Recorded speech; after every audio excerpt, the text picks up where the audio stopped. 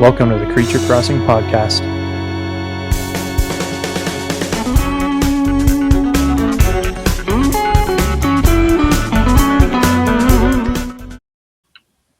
Okay, hello everybody who may or may not be listening. Welcome to episode 0 of the Creature Crossing Podcast.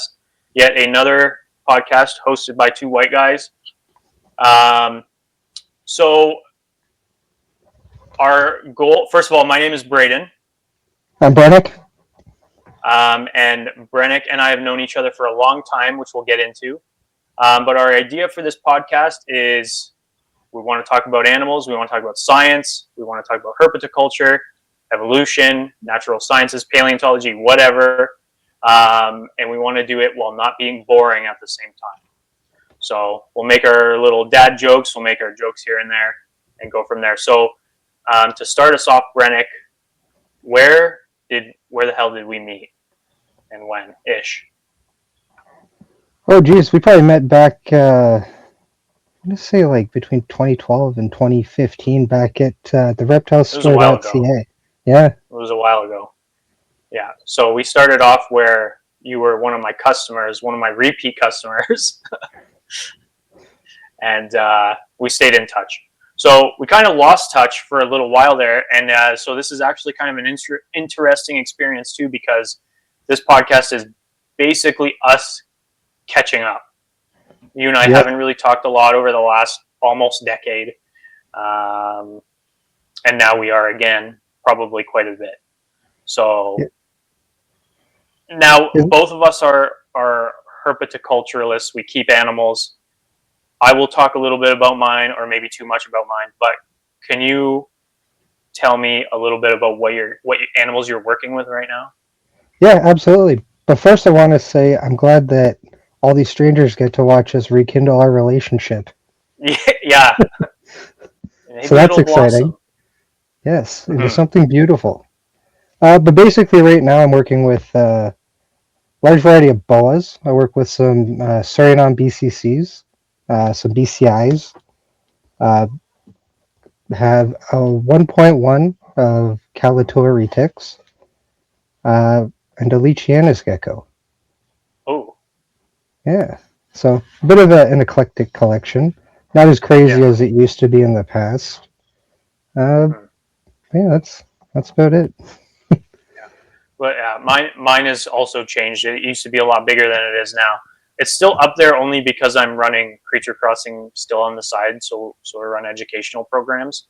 But my focus is on the Natricine snakes. So my garter snakes, my water snakes, my European grass snakes, viperine water snakes, all those things. And then I got 2 reptile rooms, not including my quarantine room. One of them is for my Natricines, and the other one is for everything else because there's such a variety over there with all the show animals, the program animals. There's Pituophis, there's corns over there, there's balls over there, there's tegus and anacondas and turtles. There's a little bit of everything, geckos and whatnot. So I tend to not to. I'm not going to list off every species because I can't remember most of them right now anyway. But yeah. So a lot of this podcast is for people wondering what they're going to learn out of it and what they're going to be able to get out of it. We want to do a shit ton of interviews. We want to interview people who are smarter than us, who know more about us than us, who, I don't know, I'll interview somebody who knows nothing about anything, honestly. But I think it'd be cool to get people who we haven't heard from before, that topics that we haven't heard of anything about before. Be that, like for example, one of my ideas that I told you about, Brennick, I would love to do an episode about, this has nothing to do with reptiles, but pike and muskie and that whole Essex genus. I would love to do an evolutionary episode on Essex. I think that would be super cool. And if you look at pike podcasts, like podcasts about pikes, they're all about fishing for pike, all about catching pike, how to catch pike, where to go, what fall, winter, whatever, which I love. I love catching pike, but I want to know everything else about them that the anglers and stuff don't want to know, or don't care to know, or just haven't even thought about before because they're just hunting them down, right, and trying to catch the things. But It's funny. I remember you saying up there pike was kind of like a garbage fish, and like they're super common to catch. That's one fish I've yet to be able to catch. Like I troll out on Lake Erie, and we hit limit of walleye like this, but when it comes to pike, I just can't find them.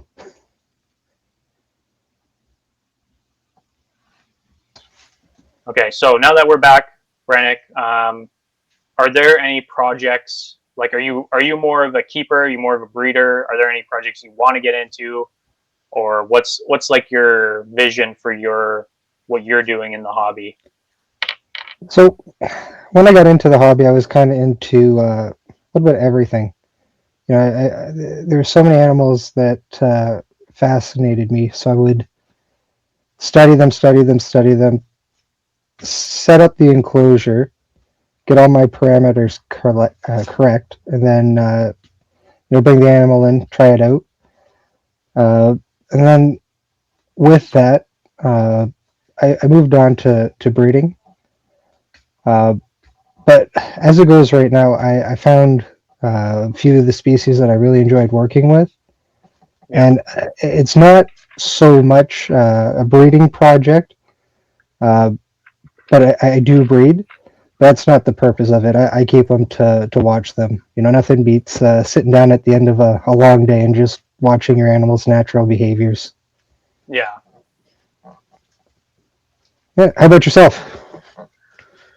Um, so, I mean, numbers wise, I'm mostly a keeper, but I'm moving more into working with more of the stuff that I want to be breeding. Heck. So, water snakes, I breed them, uh, and not the other ones. The forbidden noodles. Yeah, the G spot in my reptile room will not be discussed. I can't find it. Yeah, I was gonna I can't find say. it in my heart to talk about it. Garter snakes, water snakes, snakes. Are we okay? We're good. I think we're good.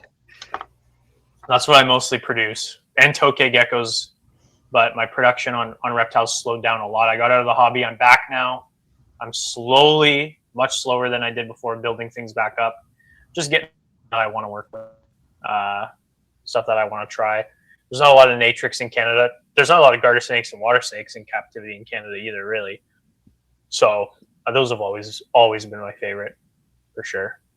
And now between our crashing sessions, you mentioned about breeding your animals. Do you remember what it was? So we're like breaking up a little bit. I am? Yeah. Fuck off. No way. Like connection wise. I don't know if it's me or you. I hope it's you. You mentioned garter snakes. That's what it was. Jeez, here we go again. What about now? Do I sound good now? Yeah. Yeah. So you were asking about my breeding? Yeah, you're breeding. Yeah. Yeah, so recently I just had a litter of hybrids. Yes, I know. Nail me up to a cross. I get it. So Heretic! It was a male Suriname BCC paired to a hypo Sterling Motley BCI. And I know, there's purists out there who want to set me on fire right now, but I just wanted to see what it would do.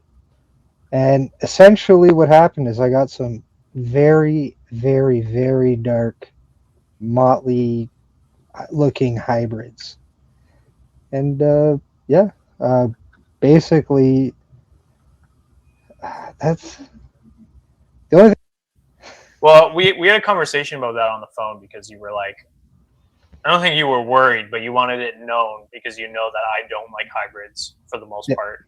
But like, I would also be a super hypocrite if I was like trying to like lynch you or something because I've owned hybrids. I had a green yellow hybrid like Anaconda. I had I've had garter snake hybrids. I haven't produced any, but I've owned them.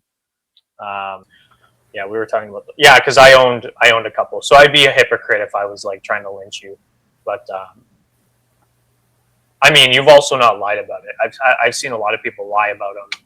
Like I was telling you that where I used to live, because I don't live down in Hamilton anymore, but there was like one person decided to breed a shit ton of hybrid garter snakes, and I had people messaging me like, "What is this thing?" Like it was sold to them as one species, and then they were trying to figure out what it actually was, and they turned out to be Chapala checkered hybrids, which is probably the first time that was ever even done. Yep. They were ugly as fuck. Garter snake hybrids almost never look as nice as the parents as well. So, but like there's a hybrid group on Facebook. Like I'm in it. I look. Like I want to see what people make, and then I go about my day. You know, my main thing too is when it comes to like a topic like that, for example, I'm not educated enough to argue one way or the other. I know that I would rather have the species that I work with and breed be pure species, but like if I was to sit here and to explain to you why hybrids are bad or shouldn't be made, I would just be talking out of my ass because I just haven't researched it enough to be confident in one way or the other. You know what I mean? Yeah. I have in garter snakes. I know why it negatively affects garter snakes. But like with anything else, I just would not be able to confidently be able to sway one way or another. And fuck, like we could talk to somebody about that, right? Like that's one of those like topics that I'd be super open to talking about with somebody who's for or against it. Both of them, both sides, like listen to both of them, right? Like it doesn't even. Well, and that's the thing. Like when I do it, I specify specifically that this is a hybrid, and a lot of the times people do it for monetary value, right? They'll breed pure bloodline BCC to a BCI and say this is 100% an Iquitos BCC when only it's 50%. So like I do both. Like I have 100% Surinames with paperwork. My Kalatoas are 100% Kalatoa with paperwork, and those are specific projects. But you know, I like to be a little mad scientist and do some fun stuff on the side. Yeah, are BOA hybrids between BCC and BI or BC and BI, whatever it is these days? Are they common? They are, right? Like aren't they all? They're super common because it's hard to find pure bloodline BCC. Like you know, with importing, right? Like they come from a certain location, but they're brought in from somewhere else, so it's very hard to like actually specifically say it is what it is. Yeah. Sort of like if you know, you know, like you can look at it and be like, there's these markers that say it's this, but it's imported out of here, so the paperwork says it's this. It's a very convoluted subject. Yeah, my friend Jay actually sent me a picture like last night or the night before, and it was of a BOA, and she was trying to get my opinion on if I thought it had any Hog Island influence, because the only BOAs I have aside from the Anaconda right now are I have a Doom Rolls and I have my Hog Island, and I've had my Hog Island for a long time. I remember the day you got it. Yeah, that was wicked. So she's so cool. She's like, fuck, she's got to be what, 10 years old, and she's maybe 8 years old, and she's like 4.5 feet. Tiniest little head on her. Like she's so cool, but super active snake too. I thought and Jay both thought that this snake had Hog Island influence on it, because I mostly thought so because it had a ton of black like peppering on it, like speckles. And I was like kind of like, yeah, I could see it in the eye pattern a little bit, like, or at least the color. But I'm also not a big BOA guy. Like I don't know morphs. I don't know this. I don't know that. My two friends and Jay's friend, Michael Gillen and our friend Cody Holman, both disagreed with us completely, and they're both BOA guys, and neither of us were BOA people. And we were still at the end of it like, fuck you. That thing has Hog Island in it. Yep. But I'll have to send you that picture, see what you think. I totally think there's Hog Island in it, and there's probably not, but I think there's Hog Island in it because I think they said. Fuck, I can't remember what they said it was. like hypo or something, and I'm like looking up this morph that they said it was, and I just did not see it. But maybe it was. I don't know. Like I said, I don't like. I'm not a big morph guy. I'm not really too knowledgeable on them specifically. But it was a nice boa. It was nice, but I'm just saying, like, if you ask me what morph it is, I don't know. I'll say it's pretty. Mm-hmm. So do you keep like those boas that you were talking about? Are they localities? Yeah. So the Surinames. I know Suriname's a locality. I hadn't heard that. What was a Kalatoa? I had not heard that before. That's super dwarf reticulated python, and okay, that was retics. Okay, I'm gonna take a step back and say super dwarf is a marketing term. Yeah, that is true. I have heard that. Yeah, even super dwarfs can get big. Yeah, well, it's all the prey source, right? They're from a smaller insular island. Prey isn't the same as it would be on the mainland, so they don't typically grow as big. They also don't listen to what you tell them they are, right? Like, yeah, no, they do their thing. You load them up with food, they grow big. It's just how it is. Like my female is about 9 years old, and she's like 12 feet. Okay, that's pretty good. That's not bad. No. That's like a manageable, like for constrictors, anything over probably around like 12 is like, I don't want to keep it in my house. I've worked with like big retics and big berms and rocks and whatever, just when I was working at the zoo. But like for me personally, in my own collection, like I think my yellow anaconda, I'm happy with that. 10, 11, 12, if I'm lucky, feet. I'm super happy with that. I don't need anything bigger than that. At that point, I'm just going to hurt my back. So, what? Like when I go mess around at Steve's house, he's got this retic. I can't remember how big that thing's got to be. 17 feet, not maybe 18. Like it is huge, and it's huge. Like I working with that snake was just, you're not even working with it. It's just doing what it wants, and you're doing your best to stop it from going into the woods. You know what I mean? Like that thing. It's working you. That's what it is. Yeah, it was big, and it was big, like big around. Yeah. As I've grown up, I've kind of like, when I was young, it was like, I want the big snake. I want the big snake. Now it's like, no. If I have to have two people with me while I'm cleaning up a poop, that's not really my forte. Ideally now, I just want like a bunch of green tree pythons that I can walk in and be, darn, these are beautiful. It's funny too, because I agree for the most part. I was like, I've always been into garter snakes and always wanted more garter snakes than anything else.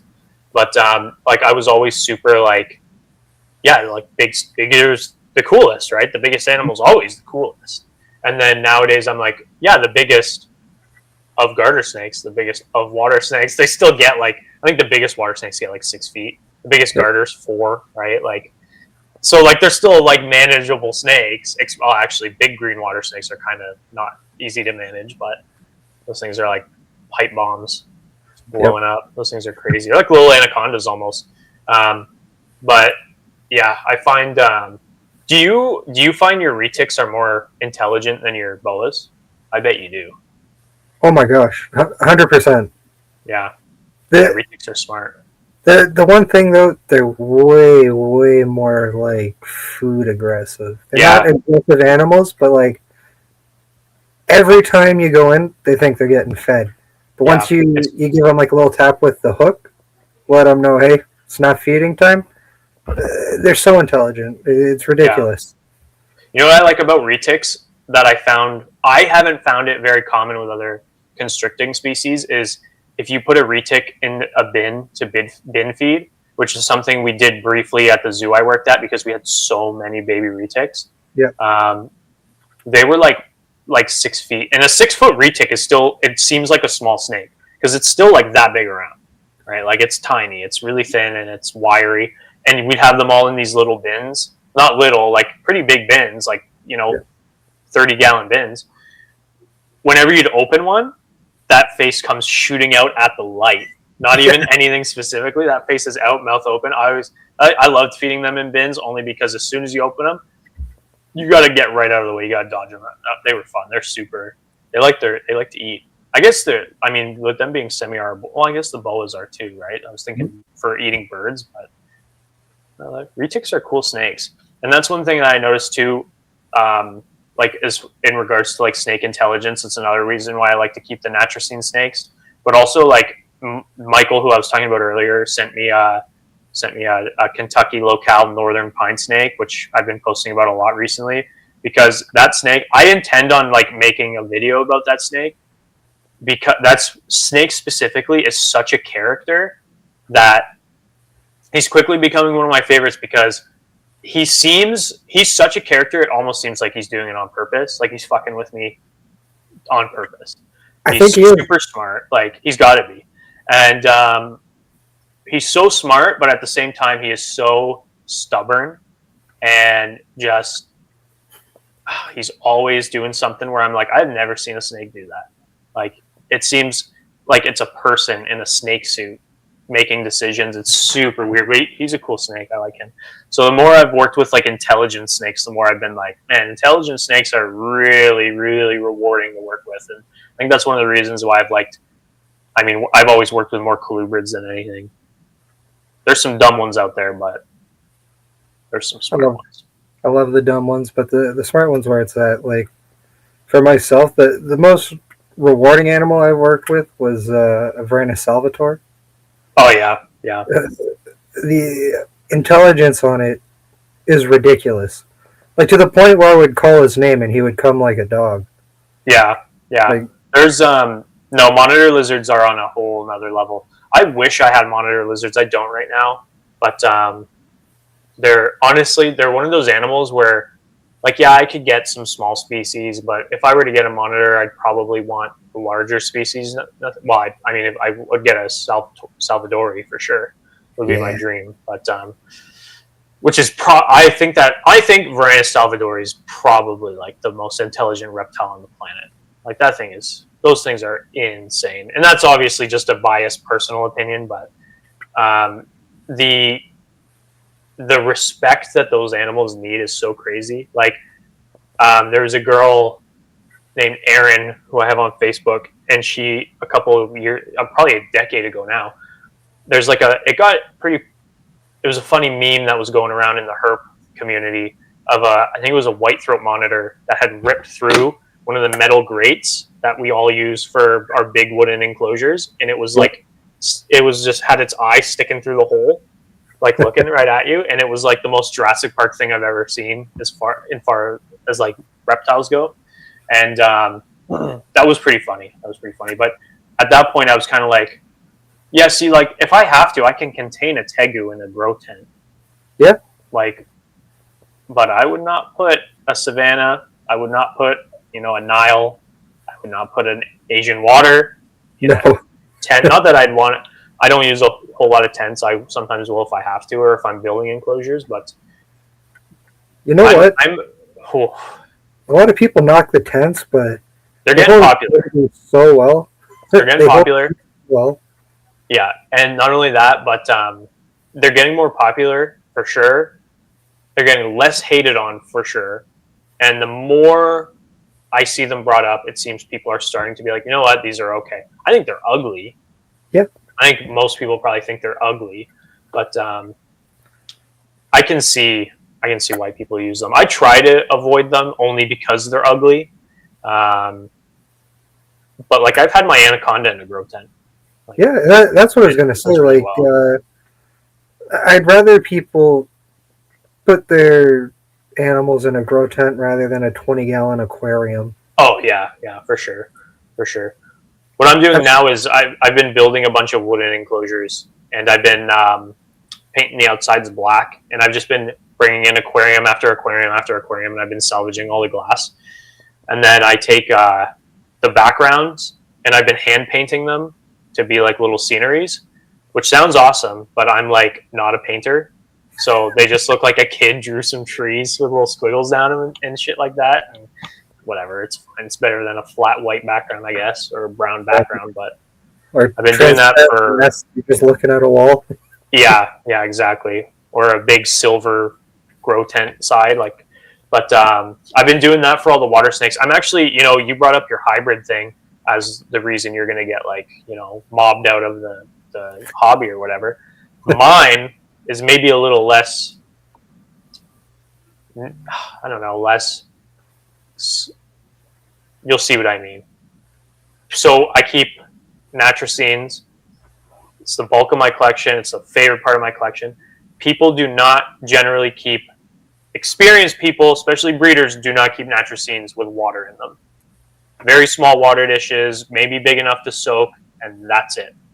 Because garter snakes, water snakes, I'm sure Natrix, I'm sure every other Natracina that is actually semi-aquatic are really prone to skin issues, because what they'll do, they'll get in water and they make such a mess in their water, they shit in it and whatever.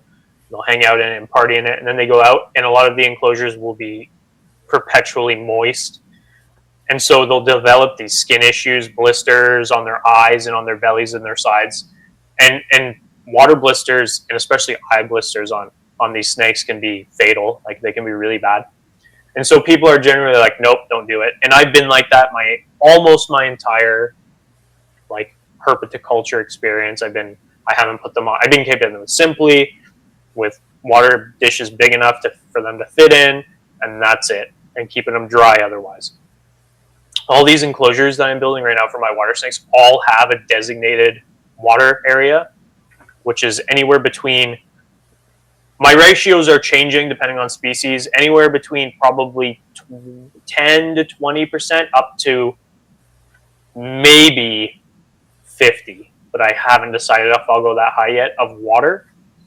And what I'm doing for those, aside from weekly water changes, is have you ever seen how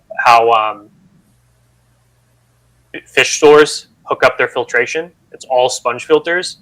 Yep. And then they're hooked up to the air system, right? And it's like, you can have 10 enclosures or 10 aquariums hooked up to one pump, one outlet. It's that simple. Yep. So I'm going to hook garter snakes, water snakes, and Natrix up the exact same way. That'd be sick. I'm going to pair that with live plants. I'm building mini aquariums for all of these enclosures that fit snugly without any gaps on the side for when I have babies. They're going to fit in the edge, and I'm going to experiment with that. So the first one I'm doing right now is a 36 by 18 by 18. And I'm supposed to, actually tomorrow, that's my job, is to go and work on that. And then it has 1/3 of its water, so I think that's 12 by 18 is water, and then I'm doing 4 inches deep.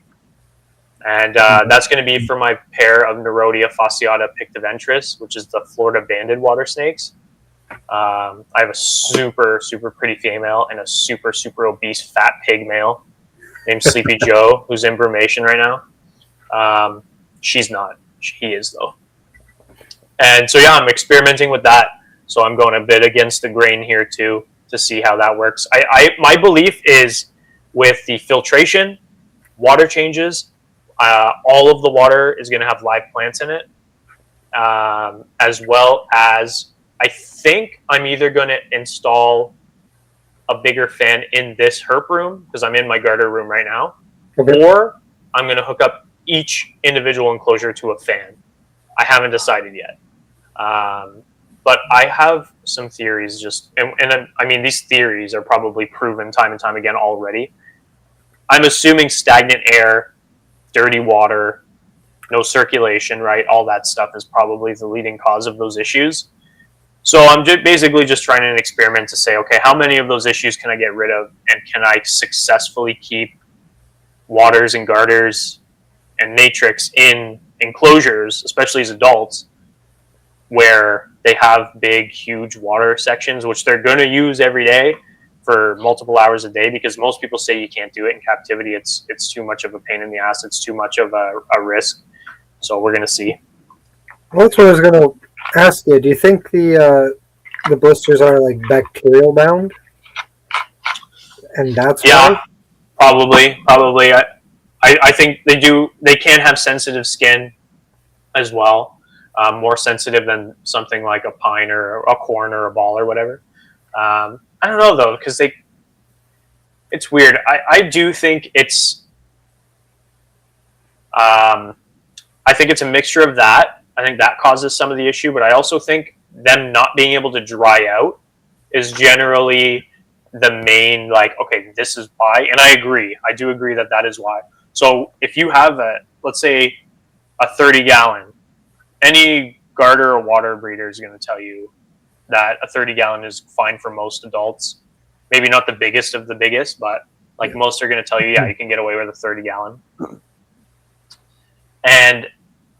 But if you think about it, 30 gallons is not a lot of space. No, it's so so if you have a snake that's going into the water, spending a couple hours in the water, and then going onto land, and then going in the water, it's not drying out enough, right? No. So, and I think that causes a lot of the issues. Plus, dirty water, you got to keep on track, which is why I'm doing the filtration, which is why I'm doing the live plants. I honestly think it's going to work. I do. Yeah, because with a 30-gallon, right? Like, say they defecate in their water dish, they pop out, go on their land, go into their basking area. They're spreading it everywhere, right? Like everywhere. So I think you got a good idea going. We'll see. I haven't decided if I'm going to make it bioactive yet. I think I'm going to kind of do a hybrid bioactive to just naturalistic. I don't think bioactive enclosures are as clean as people think they are, because I think people say it's bioactive so they have an excuse not to clean it as often. Yeah, I think in a lot of cases they do. And I do think that bioactive is beneficiary, but I don't believe it's a full cycle. I think you do need to step in and you do need to do some maintenance on it, and in order to keep those like ammonia and whatever else levels down. I don't think your cleano crew is doing enough. No. So I'm going to probably do a hybrid where I spot clean, I change soil percentages, kind of like water changes, right? Just on a smaller scale. I'm trying some stuff, and I got some awesome species to try it on. I got different sizes I'm doing. Then my next enclosure after this is, because it's growing, I have to build my pine snakes enclosure next. Yep. Because he's going to grow faster than everybody else. And my Rhomba fur are my biggest waters that I've got right now, my diamondback waters, and they're kind of they're pretty good in what they're set up now. It's about 50 gallons, which is about 36 by 18 by 18. That's not the exact dimensions of their enclosure, but it's close enough. And so I was talking about like the intelligence of that pine snake. I noticed he was trying to open his sliding glass doors, and he was being successful with it. And then when I closed them, he would go back to the same pressure point that was allowing him to slide those open. Which told me a couple things. Told me, one, I have to be careful with this snake, because he's smart. Told me he's smart.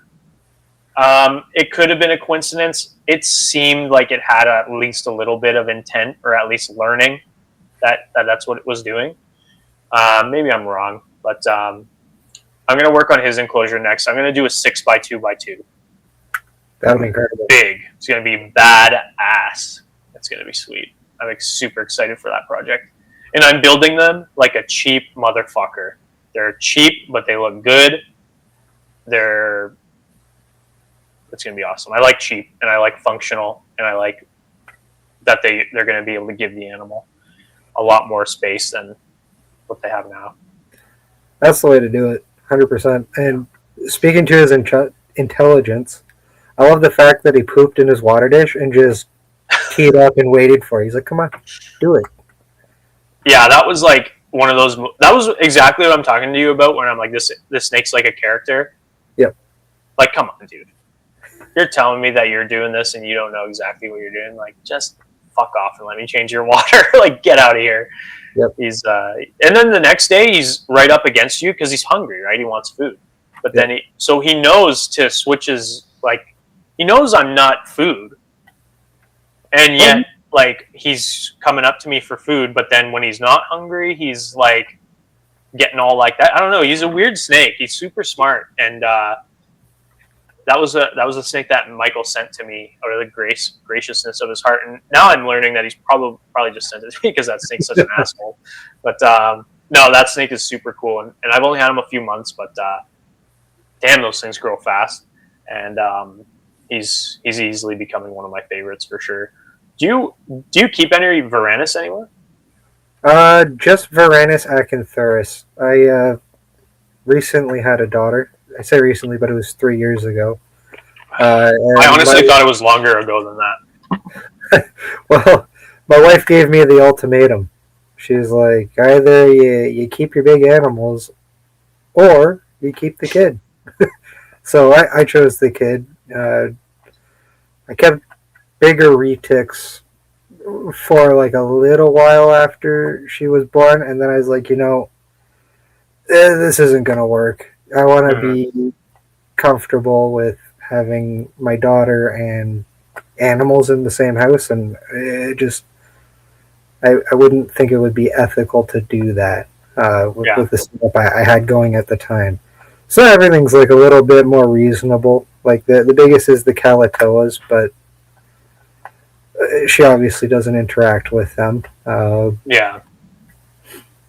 But I feel a little bit more safe in that regard. So you were telling me you have an animal building that's separate to your place, right? Yep. Do you intend on moving animals back into the house at any point, or are you planning to maintain a 2 separate building system that you've got going on right now? Well, right now we're renting, and where we're renting, we aren't allowed to have the animals. So what I'm doing now is renting another place for my animals. Basically, they're with my brother, and he works with them with me. But eventually, the goal is to purchase a large house and dedicate the entire basement to my animal collection.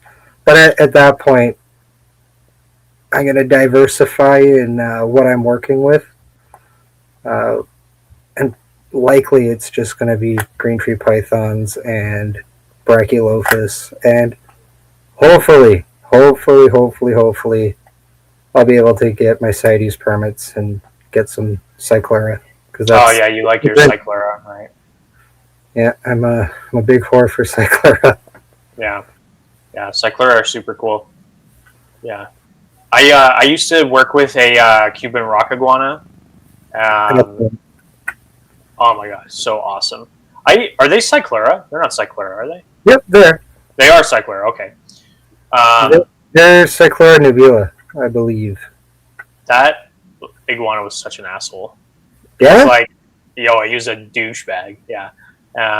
He was fun to work with. He was super cool. He was one of the worst enclosures to maintain because of the salt that he would snot out. Yeah. Like, oh my god, like tons and tons of salt on the glass every morning. I don't know where he's getting it from. Like, it was cool. I had a green iguana for about 18 years, and it was the same. Anytime I gave him collard greens, I would find, like, for the next couple days after, the salt that he would sneeze out would That's just so be cool. ridiculous. As I've been like I've always been the guy who's been like, okay, yeah, like I work with, green tree pythons and all these crazy cool rare snakes and whatnot. But like, there's a garter snake in my backyard that's been feeding him worms. Like, why don't I keep him instead of like a hognose or something? So I've always been a fan of, like, I like my brown snakes, I like my brown lizards, I like my black snakes and my black lizards. Just super dull, natural colors. Like, I have a black-eyed leucistic ball python that I got for free from Steve, and every time I look at it, I go, "Fuck! I wish you were a wild type. I wish you were a wild type." That's actually Kayla's snake, but I use it for programs. So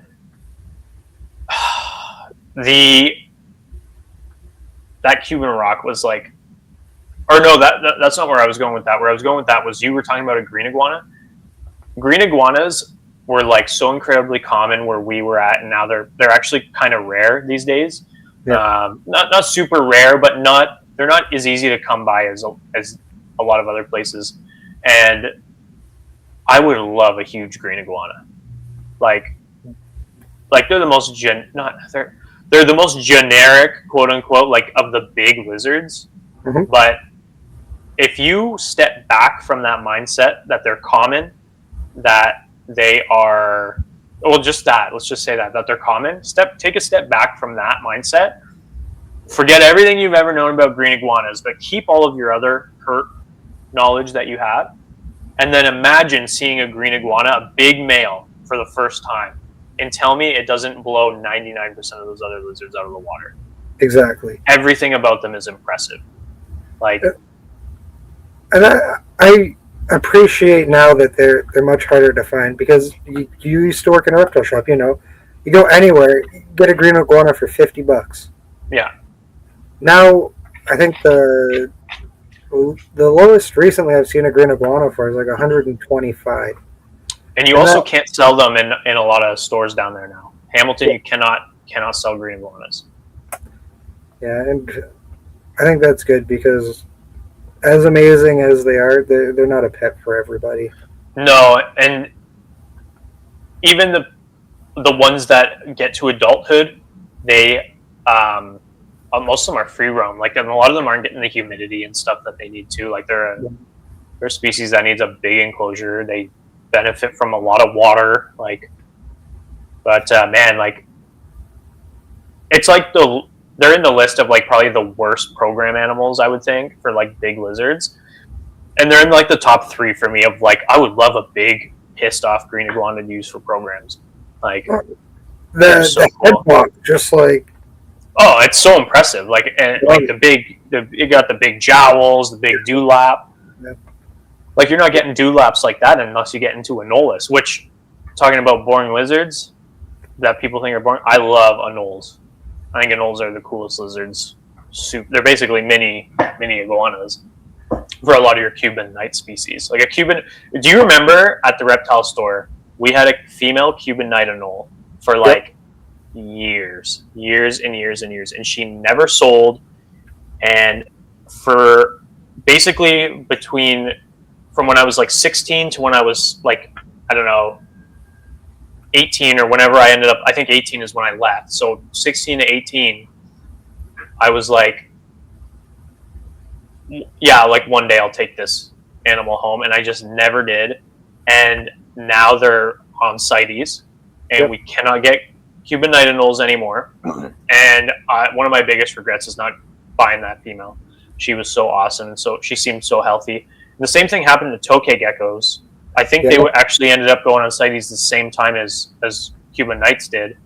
And I had happened to get into tokay geckos right before. I had my big male, I had my little female, I had the male from you, and I had like 3 other females. And I started like a little tokay factory basically, and I was the only guy breeding tokay geckos. And so I sold out of tokay geckos so fast. I was selling them for $50 a piece, like, which is crazy now. Like, I see tokay prices now, and I'm like, oh, I'm like getting old. Like, I'm only 25, and I feel old seeing like tokay gecko prices, or I mean, getting back into garter snakes. I see garter snake prices these days. Holy shit! I used to buy Infernalis California red-sided garter snakes for $100 a piece. Yeah, not anymore. I see them routinely $300 to $500. Yep. Like, bare minimum. That's like the same as the Mexi Black King snakes. Do you remember when they were like $600 a piece? Yeah. I don't think they're that high anymore, are they? When I was 13, I was breeding Mexi Black King snakes, and I couldn't give them away. Yep, I remember having a hard time selling them. Yeah, and then they blew up, and I'm like, okay, I get it, yeah. But I specifically remember the $600 price tag, and going, what happened? These were like a dime a dozen 2 years ago, but that's what happens. Like, that things go like that all the time, and you know, I guess sometimes you got to keep up. And you know, when the demand goes up, and there's not a supply. So what happened to tokay geckos, right? Tokay geckos were going for 200, 300 a piece for a while. I think some people still sell them that high. Yep. Like, Yeah, well, they're a little more commonly bred now, but I was breeding tokays probably 2010 to 2012, and I kept them probably up until 2016. yeah. Probably around the time like where we met. And I was like, you know what, I'm gonna get out of these. Sold them off. I gave you the one. Yep. And then a couple years later, I'm like, oh, they're going on CITES. What did I do? Yeah, you got out of tokays at like the worst time. You got out of tokays at the worst time. I got into them at like the best time. Yep. Big time. Yeah. They're fun. And you want to talk about intelligent geckos. Those things are smart. The parental instincts on those geckos is so cool. Getting to watch them and how their behaviors change with the introduction of eggs and offspring, and how the parents interact with each other, and how, I don't know if you ever see how males interact with tokay gecko eggs. Their own eggs is super cool. They'll help form them while they're drying. Like, no way, I haven't seen yeah, that. like they're super good parents. So they're a cool animal, and one that I think, you know, they can get handleable, but for the most part, they're a little tough to get there. And I think that for a visual species, like to have on display, them and the anoles, like Cuban night anoles, are some of the best. Basically, all my favorite reptiles are the best, is what I'm saying. Yep, that's fair. that's the I'm gonna die. I like my garter snakes, my anoles, my tokay geckos. Are you noticing a trend? It's all like the cheapest shit from 15 years ago, the most common stuff that now nobody wanted for so long. And now all these fuckers are breaking down doors, looking for tokay geckos, looking for Cuban night anoles, looking for garter snakes, because everybody thought they were garbage a decade ago. Well, here's one. I had a pair of Pituophis lodingi just surrender to me. Like, here, I don't want these. Have you ever seen any recently? I can't find them for the life of me. Which is that? Is that Black Pines? Black Pines. That's Black Pines. I don't know. I don't remember the last time I saw. I haven't looked, but I don't remember the last time I saw a Black Pine for sale. I see the silver Florida pines all the time. Yep. Those guys are everywhere, and they're cool too. There was a pine snake I saw recently. It was like some Mexican mountainous range pine snake. Very, very orange. I think I might have been the one who shared that, perhaps. I just saw it, maybe. I might have put it on my story or something. All I know is that was like one of the most beautiful. That thing was nice. Yeah. I'd love to get, just talking about the podcast and the future of it. Like, I would love to get a Pituophis guy on here. Mm-hmm. You know, that's a genus that, like, I had professionally worked with in the zoo field for a bit. We had, I worked with a big old gopher snake. We had, I don't think I've worked with bull snakes. I don't think so. We had some pine snakes. I worked with Floridas and northerns, and I think that's it. And then now I have my northern, which is like a Kentucky northern, and that snake has been incredibly rewarding. Like, and as far as intelligence goes, aside from my Cayman, I seriously think he's probably the smartest animal I have, and I guess the Tegu too. But sometimes he even seems smarter than that Tegu. Like that, maybe my Tegu is just one of the not smart ones. But man, those pine snakes are cool, and they're a snake that seems to be getting a little more popular recently. Definitely. And I mean, I see why. Like, I would probably take one of them. Like, I love corn snakes. I'd probably pick a Pituophis over a corn snake these days. Yeah. They're just super cool, and they're hardy and loud. My buddy Chris, he's got a couple different phases of king rat snakes. Yeah. And those look just so intelligent. Just like they do. Structure on them. I've never worked with them, but it's like every time I look at them, I'm like, that looks like a really fun animal to work with. I worked with one king rat snake, and I was at Steve Featherstone's place. Okay. When I was living there, and that snake was it was definitely intelligent. It was a cool snake. He wanted to use it for programs, I'm pretty sure, and I think it just didn't end up working out. I think it was just too high strung of an animal. But yeah, super impressive snakes. There's a picture that's been going around, or a couple photos of a Japanese king rat snake. Yep. And holy fuck, like that's got to be one of the coolest looking snakes I've ever seen. Like just the eye. I'm a sucker for snakes with prominent eyebrow ridges. That's why I like my garter snakes. It's why I like my water snakes. And these, okay, one of my, like, I'll whore myself out for silver snakes. Fair. Good to know.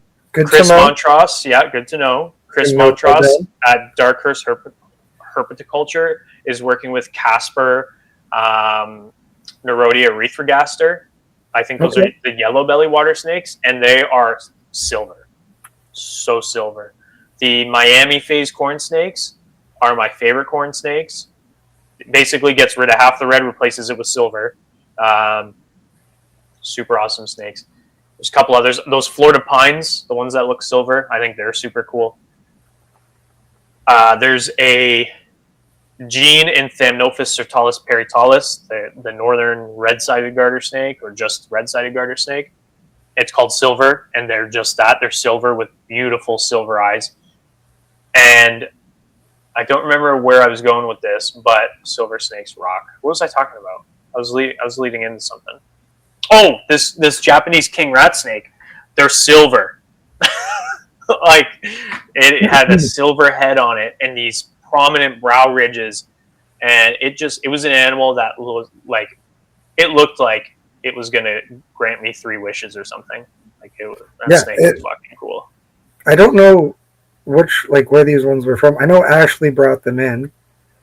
I don't know. I think a lot of them are from China.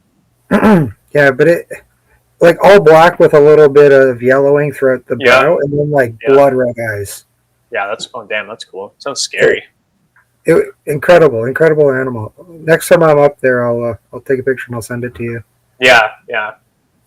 Up where? He's the owner of Niagara Exotics. Oh, okay, gotcha. Yeah. It's like, where are you going? Up here? I don't have any king rats. Well, let's change that. Merry Christmas. King rat would be cool. I think I'm would be set on the Japanese king rat though. Like that thing was so cool when I saw it.